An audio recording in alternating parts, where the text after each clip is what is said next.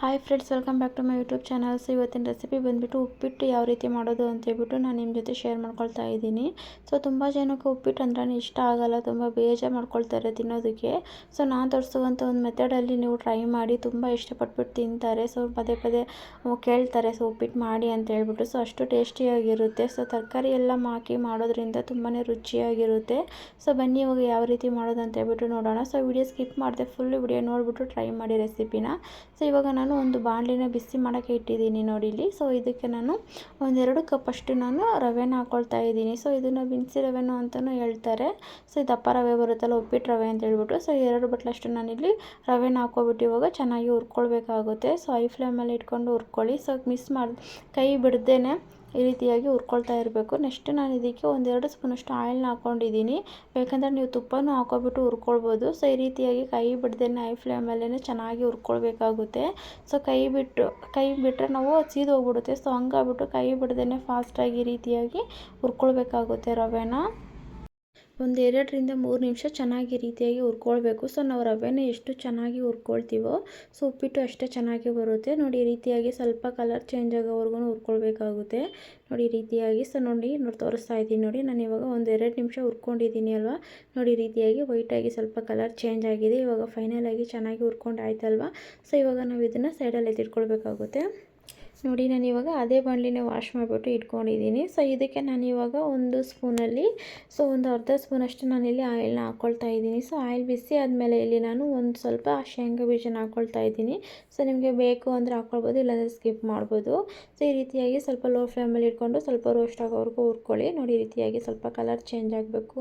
So ಅಲ್ಲಿ ತನಕ ಹುರ್ಕೊಳ್ಬೇಕಾಗುತ್ತೆ ನೋಡಿ. ಈ ರೀತಿಯಾಗಿ ಕಲರ್ ಚೇಂಜ್ ಆಗಿದೆ ಅಲ್ವಾ. ಸೊ ಇಷ್ಟು. ನೆಕ್ಸ್ಟ್ ಇದಕ್ಕೆ ನಾನು ಇವಾಗ ಒಂದು ಅರ್ಧ ಸ್ಪೂನಷ್ಟು ಸಾಸಿವೆ ಹಾಕ್ಕೊಂಡಿದ್ದೀನಿ. ಮತ್ತು 1-2 ಮೀಡಿಯಮ್ ಸೈಜ್ ಈರುಳ್ಳಿನ ಕಟ್ ಮಾಡಿಬಿಟ್ಟು ಹಾಕ್ಕೊಳ್ತಾ ಇದ್ದೀನಿ. ಸೊ ನೆಕ್ಸ್ಟ್ ಇದಕ್ಕೆ ಒಂದು 5-6 ಹಸಿಮೆಣ್ಸಿನ್ಕಾಯಿ ಉದ್ದುದಕ್ಕೆ ಕಟ್ ಮಾಡಿಬಿಟ್ಟು ಹಾಕ್ಕೊಂಡಿದ್ದೀನಿ. ಇವಾಗ ಸ್ವಲ್ಪ ಈರುಳ್ಳಿ ಎಲ್ಲ ಚೆನ್ನಾಗಿ ಫ್ರೈ ಮಾಡ್ಕೋಬೇಕಾಗುತ್ತೆ. ಸೊ ಒಂದು ಅರ್ಧ ಫ್ರೈ ಆದರೆ ಸಾಕು, ಫುಲ್ಲು ಗೋಲ್ಡನ್ ಕಲರ್ ಚೇಂಜ್ ಆಗೋವರೆಗೂ ಫ್ರೈ ಮಾಡ್ಕೋಬೇಕು ಅಂತ ಹೇಳ್ಬಿಟ್ಟು ಆ ಥರ ಏನೂ ಇಲ್ಲ. ಸೊ ಒಂದು ಅರ್ಧ ಈರುಳ್ಳಿ ಫ್ರೈ ಆದರೆ ಸಾಕು, ಚೆನ್ನಾಗಾಗುತ್ತೆ ಉಪ್ಪಿಟ್ಟು ನೋಡಿ. ಇವಾಗ ಇದಕ್ಕೆ ಸ್ವಲ್ಪ ನಾನು ಹಸಿ ಕರಿಬೇವನ್ನ ಹಾಕ್ಕೊಳ್ತಾ ಇದ್ದೀನಿ. ಇವಾಗ ಎಲ್ಲನೂ ಒಂದು ಸಲ ಚೆನ್ನಾಗಿ ಫ್ರೈ ಮಾಡ್ಕೊಳ್ಳಿ ನೋಡಿ. ಇವಾಗ ಈರುಳ್ಳಿ ಫ್ರೈ ಆಗೋಕ್ಕೆ ಬರ್ತಾ ಇದೆಯಲ್ವಾ. ಸೊ ಈ ರೀತಿಯಾಗಿ ನೋಡಿ ಅರ್ಧ ಫ್ರೈ ಆಗಿದೆ ಅಂತಲೇ ಹೇಳ್ಬೋದು. ಇದಕ್ಕೆ ನಾನು ಇವಾಗ ಒಂದು ಚಿಕ್ಕದೊಂದು ಟೊಮೊಟೊನ ಚಿಕ್ಕದಾಗಿ ಕಟ್ ಮಾಡಿಬಿಟ್ಟು ಹಾಕ್ಕೊಂಡಿದ್ದೀನಿ. ಸೊ ನಾನು ಸ್ವಲ್ಪ ಲೆಮನ್ ಆ್ಯಡ್ ಮಾಡೋದ್ರಿಂದ ಟೊಮೊಟೊ ಒಂದನ್ನೇ ಹಾಕ್ಕೊಳ್ತಾ ಇದ್ದೀನಿ. ಸೊ ನೀವೇನಾದರೂ ಲೆಮನ್ ಇಲ್ಲ ಅಂದರೆ ಸೊ 1-2 ಟೊಮೊಟೊ ಹಾಕ್ಕೊಳ್ಬೋದು ಚಿಕ್ಕದಾಗಿ ಕಟ್ ಮಾಡಿಬಿಟ್ಟು. ಸೊ ಚೆನ್ನಾಗಿರುತ್ತೆ ನೋಡಿ. ಇವಾಗ ಎಲ್ಲನೂ ಚೆನ್ನಾಗಿ ಸ್ವಲ್ಪ ಫ್ರೈ ಮಾಡ್ಕೊಳ್ಳಿ. ಟೊಮೊಟೊ ಸ್ವಲ್ಪ ಸಾಫ್ಟ್ ಆಗೋವರೆಗೂ ಫ್ರೈ ಮಾಡ್ಕೊಳ್ಳಿ. ನೆಕ್ಸ್ಟ್ ಇದಕ್ಕೆ ನಾನು ಕ್ಯಾರೆಟು ಮತ್ತು ಬೀನ್ಸನ್ನ ಹಾಕ್ಕೊಂಡಿದ್ದೀನಿ. ಸೊ 1-2 ಮೀಡಿಯಮ್ ಸೈಜ್ ಕ್ಯಾರೆಟ್ ಹಾಕ್ಕೊಂಡಿದ್ದೀನಿ. ಮತ್ತು ಒಂದು 5-6 ಬೀನ್ಸನ್ನು ಸೊ ಈ ರೀತಿಯಾಗಿ ಚಿಕ್ಕದಾಗಿ ಕಟ್ ಮಾಡಿಬಿಟ್ಟು ಹಾಕ್ಕೊಂಡಿದ್ದೀನಿ. ಸೊ ಚಿಕ್ಕದಾಗಿ ಕಟ್ ಮಾಡೋದ್ರಿಂದ ಬೇಗ ಫ್ರೈ ಆಗುತ್ತೆ ಅಂತ ಹೇಳ್ಬಿಟ್ಟು. ಸೊ ಈ ರೀತಿಯಾಗಿ ಆಯಿಲಲ್ಲೇ ಒಂದು ಸಲ 1-2 ನಿಮಿಷ ಚೆನ್ನಾಗಿ ಫ್ರೈ ಮಾಡ್ಕೊಳ್ಳಿ. ಆವಾಗ ತರಕಾರಿ ಚೆನ್ನಾಗಿ ಫ್ರೈ ಆಗಿರುತ್ತೆ. ಸೊ ಸಾಫ್ಟಾಗಿರುತ್ತೆ. ನಾವು ಆಯಿಲಲ್ಲಿ ಫ್ರೈ ಮಾಡ್ಕೋಬೇಕಾದ್ರೆ ತರಕಾರಿ ಸಾಫ್ಟಾಗಿರುತ್ತೆ ನೋಡಿ. ಇವಾಗ 1-2 ನಿಮಿಷ ಬಿಟ್ಟು ನಾನು ನಿಮಗೆ ತೋರಿಸ್ತಾ ಇದ್ದೀನಿ ನೋಡಿ. ಇವಾಗ ತರಕಾರಿ ಎಲ್ಲ ಚೆನ್ನಾಗಿ ಸಾಫ್ಟಾಗಿದೆ, ಕ್ಯಾರೆಟ್ ಎಲ್ಲ. ನೆಕ್ಸ್ಟ್ ಇದಕ್ಕೆ ನಾನು ಇವಾಗ ಯಾವ ಕಪ್ಪಲ್ಲಿ ನಾನು ಸೊ ರವೆನ ತೊಗೊಂಡಿದ್ನೋ ಸೊ ಅದೇ ಕಪ್ಪಲ್ಲೇ ನಾನು ಇವಾಗ 2 ಕಪ್ಪಷ್ಟು ರವೆಗೆ ನಾನಿಲ್ಲಿ ಒಂದು 5 ಕಪ್ಪಷ್ಟು ನೀರನ್ನು ಹಾಕ್ಕೊಳ್ತಾ ಇದ್ದೀನಿ. ಸೊ 2 ಕಪ್ಪಷ್ಟು ನೀರು, 1 ಕಪ್ ರವೆಗೆ 2 ಕಪ್ಪಷ್ಟು ನೀರು ಅಲ್ವಾ. ಸೊ ನಾನು 1 ಕಪ್ಪಷ್ಟು ನಾನು ಎಕ್ಸ್ಟ್ರಾ ಹಾಕ್ಕೊಂಡಿದ್ದೀನಿ. ಸೊ ಇವಾಗ ನಾನು ರುಚಿಗೆ ತಕ್ಕಷ್ಟು ಉಪ್ಪನ್ನು ಹಾಕ್ಕೊಬಿಟ್ಟು ಇವಾಗ ಒಂದು ಸಲ ಚೆನ್ನಾಗಿ ಮಿಕ್ಸ್ ಮಾಡ್ಕೊಳ್ಬೇಕು ನೋಡಿ. ರೀತಿಯಾಗಿ ಚೆನ್ನಾಗಿ ಮಿಕ್ಸ್ ಮಾಡಿಕೊಂಡು 1-2 ಕುದಿ ಬರೋವರೆಗೂ ಕುದಿಸ್ಕೊಳ್ಬೇಕಾಗುತ್ತೆ ನೋಡಿ. ಇವಾಗ ಕುದೀತಾ ಇದೆಯಲ್ವಾ. ಸೊ ಈ ರೀತಿಯಾಗಿ ಕುದಿಸ್ಕೊಳ್ಬೇಕಾಗುತ್ತೆ. 1-2 ಕುದಿ ಕುದಿಸ್ಕೊಂಡ್ರೆ ಸಾಕು. ಸೊ ತರಕಾರಿ ಸಮೇತನೂ ಫ್ರೈ ಮಾಡಬೇಕಾದ್ರೆ ಬೆಂದಿರುತ್ತೆ. ನೆಕ್ಸ್ಟ್ ಇದಕ್ಕೆ ನಾನು ಇವಾಗ ಒಂದು ಅರ್ಧ ಲೆಮನ್ ಹಾಕ್ಕೊತಾ ಇದ್ದೀನಿ. ಸೊ ನೀವು ಬೇಕಂದರೆ ಬರೀ ಲೆಮನ್ನೇ ಹಾಕ್ಕೊಳ್ಬೋದು, ಟೊಮೊಟೊ ಸ್ಕಿಪ್ ಮಾಡಿ. ಇಲ್ಲಾಂದರೆ ಲೆಮನ್ ಸ್ಕಿಪ್ ಮಾಡಿ ಟೊಮೊಟೊನೂ ಹಾಕ್ಕೊಳ್ಬೋದು, ಚೆನ್ನಾಗಿರುತ್ತೆ. ಸೊ ನಾನು ಅರ್ಧ ಲೆಮನ್ ಮತ್ತು 1 ಟೊಮೊಟೊ ಹಾಕ್ಕೊಂಡಿದ್ದೀನಿ. ನೆಕ್ಸ್ಟ್ ರೀತಿಯಾಗಿ 2 ಕುದಿ ಬರೋವರೆಗೂ ಕುದಿಸ್ಕೊಬಿಟ್ಟು ಈ ರೀತಿಯಾಗಿ ನೋಡ್ತಾ ಇದ್ದೀರಿ, ರೀತಿಯಾಗಿ ಕುದಿಸ್ಕೋಬೇಕಾಗುತ್ತೆ. ನೆಕ್ಸ್ಟ್ ಇದಕ್ಕೆ ನಾವು ಇವಾಗ ಸೊ ನಾವೇನು ಹುರಿದಿಟ್ಕೊಂಡಿದ್ವಲ್ಲ ಆ ರವೆನ ಮಿಕ್ಸ್ ಮಾಡ್ಕೊಳ್ಬೇಕಾಗುತ್ತೆ.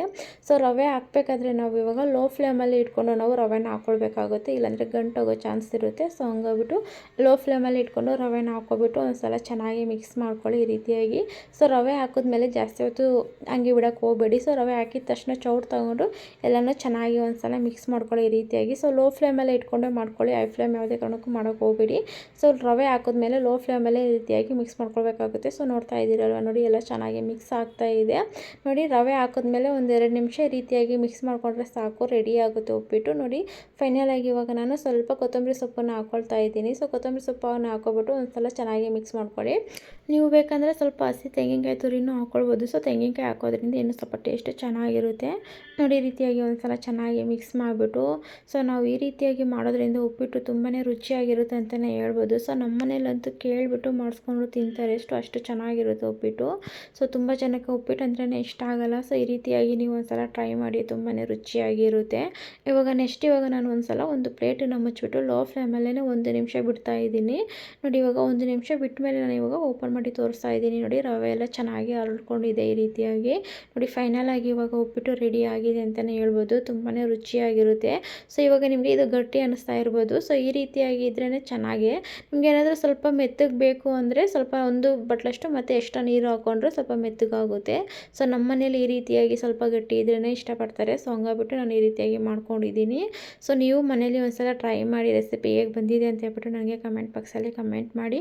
ಹಾಗೆ ನಿಮ್ಗೆ ವಿಡಿಯೋ ಇಷ್ಟ ಆದರೆ ಲೈಕ್ ಮಾಡಿ, ಶೇರ್ ಮಾಡಿ, ಕಮೆಂಟ್ ಮಾಡಿ. ಇದೇ ರೀತಿ ನಮಗೆ ಸಪೋರ್ಟ್ ಮಾಡ್ತಾಯಿರಿ. ನೀವೇನಾದರೂ ಫಸ್ಟ್ ಟೈಮ್ ನಮ್ಮ ವಿಡಿಯೋನ ನೋಡ್ತಾ ಇದ್ದರೆ ಸೊ ಸಬ್ಸ್ಕ್ರೈಬ್ ಮಾಡಿಕೊಂಡು ನೋಡಿ. ಸೊ ಇದೇ ರೀತಿ ನಮಗೆ ಸಪೋರ್ಟ್ ಮಾಡ್ತಾಯಿರಿ. Okay, bye friends.